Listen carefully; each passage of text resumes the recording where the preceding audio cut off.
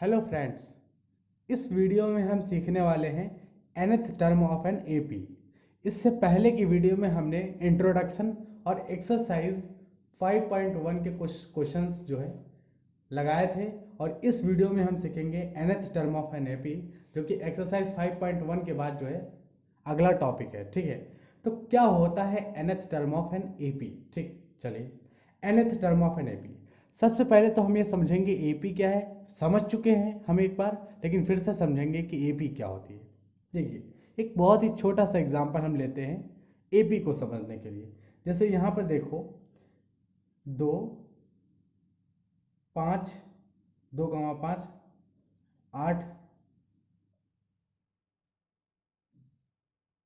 11 3 14 और ये।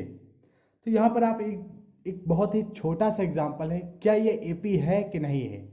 इस बात का पता लगाने के लिए हम क्या करते थे, इस बात का पता लगाने के लिए यहाँ पर ये पहला टर्म है। ठीक है, तो यहाँ पर जो पहला टर्म है वो कौन सा है, तो पहला टर्म यहाँ पर है ए, और ए जो A1 पहला टर्म है वो कितना है, 2 है पहला टर्म। आप देख सकते हो कि पहला जो टर्म है वो A1 जो कि 2 है। ठीक है, कॉमन डिफरेंस कितना है, तो कॉमन डिफरेंस पता करने के लिए क्या करते थे, कॉमन डिफरेंस स्मॉल डी से लिखते हैं, और ये पता करने के लिए दूसरे टर्म से पहले टर्म को सब्ट्रैक्ट करते हैं। ठीक है, तो दूसरा टर्म 5 है, और 5 में से अगर 2 को सब्ट्रैक्ट करेंगे, पहले टर्म को सब्ट्रैक्ट करेंगे, तो कॉमन डिफरेंस निकलेगा, और कॉमन डिफरेंस क्या है, तो यहाँ पर 3 है। ठीक है, अगर ये एपी है, मैंने कह दिया है एपी है, अगर ये हम कहे ना होते तो आप यहाँ पर चेक करते कॉमन डिफरेंस, इस टर्म को यानी दूसरे वाले को पहले में सब्ट्रैक्ट करके देखते डी, फिर तीसरे वाले को दूसरे में सब्ट्रैक्ट करते डी, और फिर चौथे वाले से तीसरे वाले को सब्ट्रैक्ट करके देखते डी। अगर डी सेम आता तो हम कहते एपी है, नहीं तो नहीं एपी है। ठीक है, लेकिन यहाँ पर हम डी की वैल्यू क्या, हमने कह दिया कि ये एक एपी है जिसमें पहला टर्म 2 है, और डी जो है वो कितना है, तो दूसरे में से पहले टर्म को माइनस करेंगे तो आ गया 3, तो डी कॉमन डिफरेंस कितना है, 3 है। ठीक, अब आप एक चीज ऑब्जर्व करो, क्या, एक चीज ये ऑब्जर्व करो कि पहले टर्म से और मिनिमम कितनी इंफॉर्मेशन आपको हम दे दें कि आप एपी बना लोगे। तो ये भी हमने पिछले लेक्चर में सीखा था कि आप हमें ए दे दो, और क्या दे दो, ए और डी, यानी पहला टर्म और कॉमन डिफरेंस अगर हमें आप दे देते हो तो हम पूरी की पूरी एपी लिख सकते हैं। ठीक, चलिए यहाँ पर आप एक पहले वाले टर्म को देखो, ऑब्जर्व करो पहले टर्म को। ठीक, पहले टर्म को क्या ऑब्जर्व करना, पहले टर्म हमारा 2 है। ठीक है, अच्छा दूसरा टर्म लाने के लिए हमने किया क्या है भाई, डी को जोड़ दिया है। इस वाले टर्म से दूसरे वाले टर्म से जब पहला वाला टर्म माइनस करोगे, घटाओगे, तो जो बचा है वो 3 बचा है। तो दूसरे वाले टर्म से पहले वाले टर्म से दूसरे वाले टर्म को लाने के लिए इसी डी को तो जोड़ना पड़ेगा यहाँ तक लाने के लिए। भाई इसी डी को हम जोड़ देंगे इसमें, दूसरे वाले टर्म से पहले वाले टर्म को घटाने पर 3 मिला, इसका मतलब दूसरा वाला जो टर्म है वो पहले में 3 जोड़ने पर ही आया होगा। ठीक, चलो 3 जोड़ने पर ही आएगा, यानी जो कॉमन डिफरेंस ही ऐड किया जाता है। तो पहले टर्म में कॉमन डिफरेंस ऐड करके हमने 5 पाए, फिर दूसरे टर्म में जो मिल गया फिर उसमें कॉमन डिफरेंस वही ऐड हुआ, यानी आप देख रहे हो कि अगला टर्म जो है वो कॉमन डिफरेंस ऐड करने से मिलता है पिछले वाले टर्म से। जैसे ये वाला जो है टर्म कैसा मिला होगा, तो इस वाले टर्म में कॉमन डिफरेंस ऐड करके ये वाला टर्म हमने पाया होगा। ठीक है, अच्छा हम ये सब क्यों सीख रहे हैं जबकि पुरानी वीडियो में सीख चुके हैं, इसलिए सीख रहे हैं क्योंकि हमें nth टर्म सीखना है, और एपी का nth टर्म सीखने के लिए हमें ये सीख आना बहुत ज़रूरी है। अब हमने क्या बताया था, एक journal form of an AP, एक बताई थी general form of an AP. क्या बताया था general form of AP, direct हमने लिख दिया था। ठीक है, डायरेक्ट हमने लिख दिया था जनरल फॉर्म ऑफ एपी। कैसे लिखा था कि डायरेक्ट ऐसे लिख दिया था कि a comma a plus d, a plus 2 d, a plus 3 d, dot dot dot, हमने कह दिया था ये जर्नल फॉर्म है। आज हम इसका मतलब भी समझने वाले हैं कि ये कैसे आई जर्नल फॉर्म। आप एक चीज़ ऑब्जर्व करो, ठीक है, एक चीज़ ये ऑब्जर्व करो कि पहला टर्म अगर ए है, जैसे पहला टर्म यहाँ, पहला टर्म क्या है, 2 है। ठीक है, दूसरे टर्म को पाने के लिए हमें इसमें डी ऐड करना पड़ेगा, तो दूसरे टर्म को पाने के लिए हमने क्या किया, ए में डी ऐड कर दिया। तीसरे टर्म को पाने के लिए ए प्लस डी में डी ऐड करना पड़ेगा, इसीलिए तीसरे टर्म को पाने के लिए ए प्लस डी में डी ऐड किए तो ए प्लस 2 डी आ गया। चौथे टर्म को पाने के लिए इसमें डी ऐड करोगे तो ये प्लस 2d पहले से है, डी ऐड करोगे तो ये प्लस 3d हो जाएगा। आपको पता है ये क्या है, general term of an AP. तो ये क्या है, पहला टर्म, ये है दूसरा टर्म, ये है तीसरा टर्म, ये है चौथा टर्म। तो आपसे सवाल ये किया जा रहा है कि इसका एनवा टर्म क्या होगा, एनथ टर्म। वही तो हम पढ़ रहे हैं भाई। इस हेडिंग का क्या नाम है, एनथ टर्म ऑफ एपी नाम है। तो पहला टर्म, दूसरा टर्म, तीसरा टर्म, चौथा टर्म, और हम पढ़ रहे हैं एनथ टर्म। तो एनथ टर्म कैसे लिखा जाएगा, तो देखिए एनथ टर्म कैसे लिखने का तरीका देखो। आप एक चीज़ ऑब्जर्व करो। ऑब्जर्व आपको ये करना है कि आप देखो, ये पहला टर्म है आपका, पहला फर्स्ट, ठीक है। ये आपका जो है सेकेंड टर्म है, ठीक है। ये आपका थर्ड टर्म है, थर्ड टर्म, और ये आपका फोर्थ टर्म है। बस इतने से ही ऑब्जर्व कर सकते हो आपको एनथ टर्म।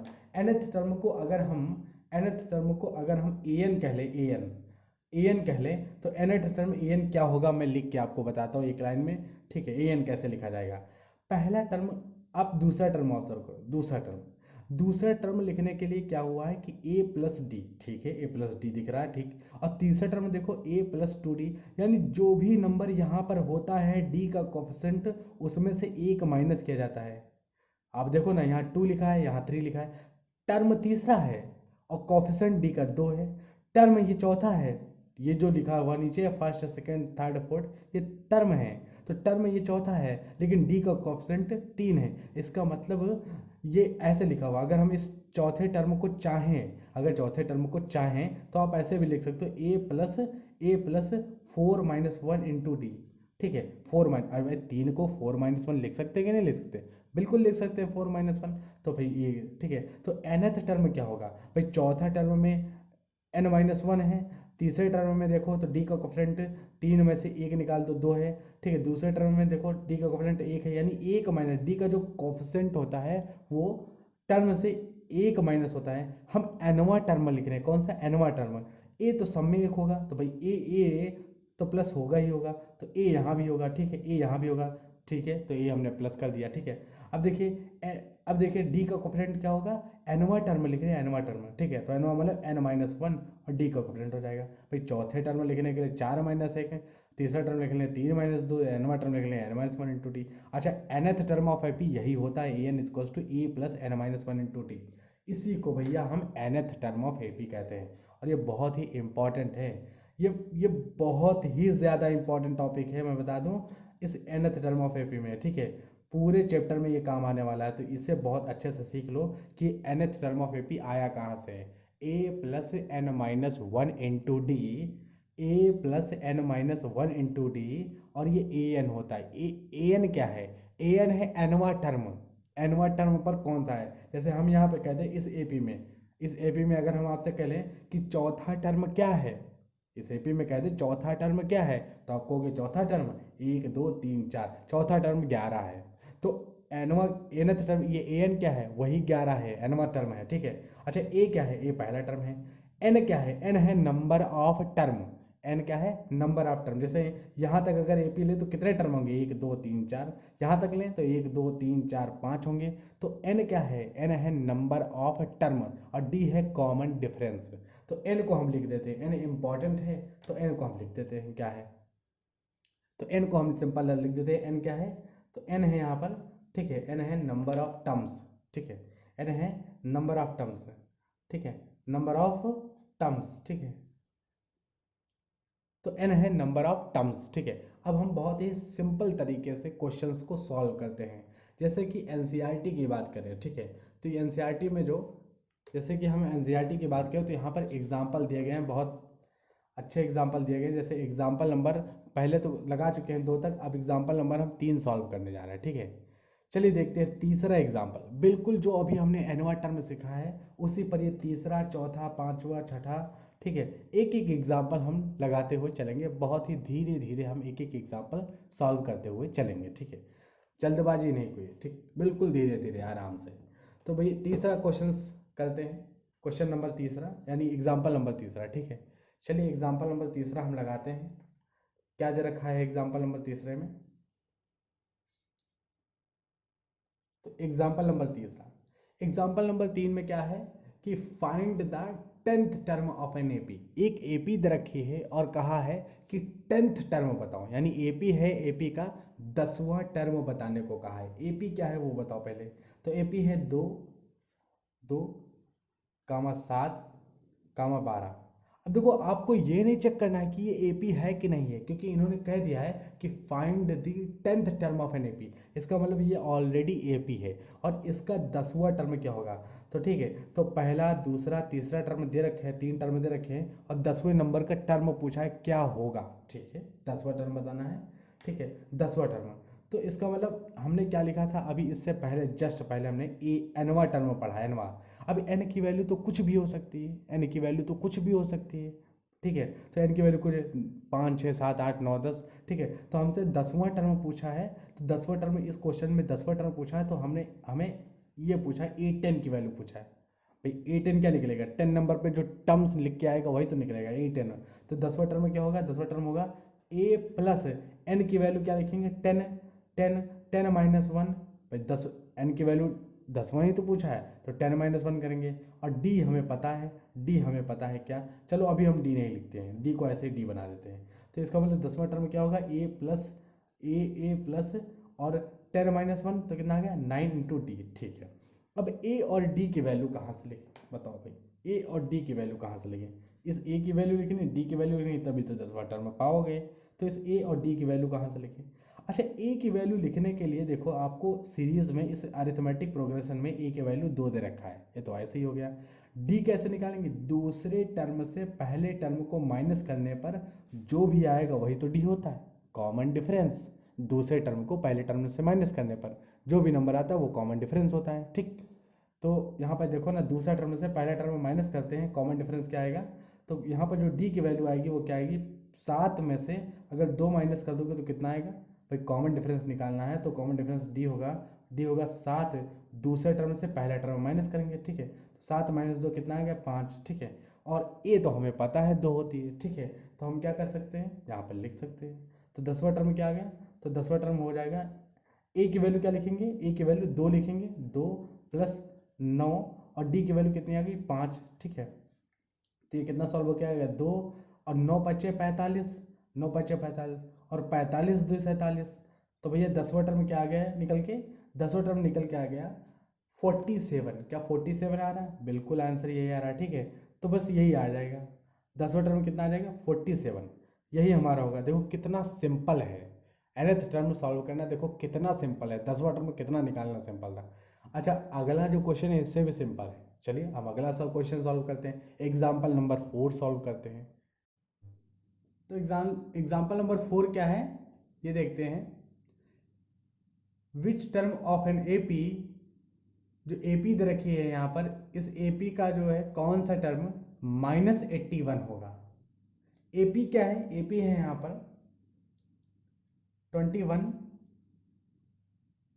18,